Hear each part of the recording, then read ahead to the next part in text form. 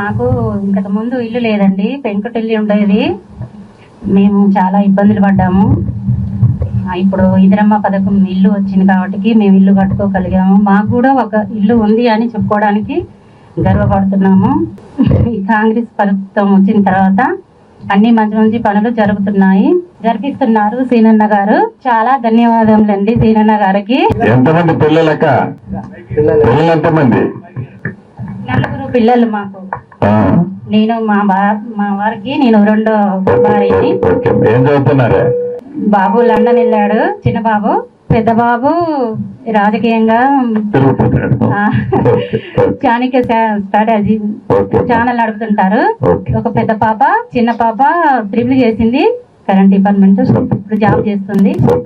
ఇప్పుడు మీ వల్ల మేము ఇల్లు కట్టుకున్నాం, ఇందిరమ్మ పథకం కింద ఇల్లు కట్టుకున్నాము. మీకు చాలా ధన్యవాదాలు. మీరు ఇంకా ఎన్నో పనులు చేయాలి, ఈ ప్రభుత్వం ఇలాగే నడవాలి అని కోరుకుంటున్నాము. నమస్కారం అండి.